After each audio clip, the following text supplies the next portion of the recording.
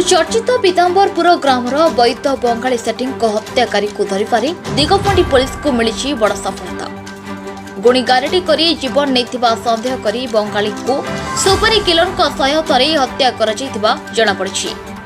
भुवनेश्वर में लुचि रही जड़े महिला और 5 जन पुरुषों को पुलिस गिरफ्त कर गिरफ अभियुक्त माने हेले पीताम्बरपुर ग्रामर स्वामी स्त्री प्रसन्न सेठी और कविता सेठी, हिंजिली थाना पोडिंगी ग्रामर प्रताप सेठी, हिंजिली सिनेमा हॉल छकर अरुण सेठी, महाजमार्गर आदेश महापात्र जरड़ा थाना पात्रपुर खंडिया साहिर संतोष नायक बोली सूचना देइछंती दिगपंडी थाना अधिकारी दीप्ति रंजन बेहेरा। एमानक पाखर लुहा रड 2टी काठ बैकेट 5टी मोबाइल और गोटे हुंडा साइन गाड़ी जबत होइछि। प्रहलाद सेठीं को एतल को आधार करी थाना केस नंबर 75/23 और दफा 302/120 B34 IPC रे मामला रुजु करी कोर्ट चालाण करा जायछि। सेठारे जामिन आवेदन खारज हेबारु समस्त अभियुक्तों को जेल पठा जायछि। सूचना अनुसार दिगपंडी ब्लॉक गोघर्णपुर पंचायत अंतर्गत पीताम्बरपुर ग्राम में गत 17 तारीख अपराह 4 घंटा समय वैद बंगाली सेठी गाँव साइकेल जोगे छक को चाह पीवाई जावा समय दुर्बृत्त माने गाँ निकट में एक संघ निकट में लुहा रोड रे बाड़ी बाड़ी हत्या करथिले। दीर्घ 15 वर्ष हेब बंगाली जड़े कविराज भावे लोक औषध देउथुला।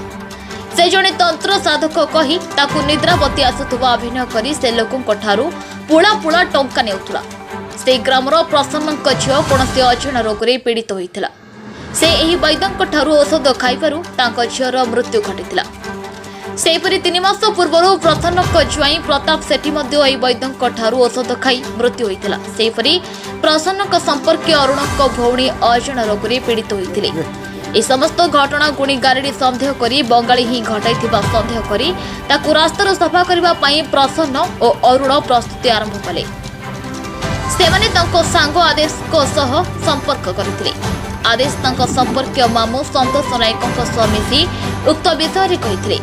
एही हत्याकांड पई संतोष 2 जन सुपारी किलर मनोज बेहरा और बेसुक सह डील करथिले। एही हत्याकांड पई 1.5 लाख टंका देबा पई अरुण आदेश और प्रताप राजी होथिले।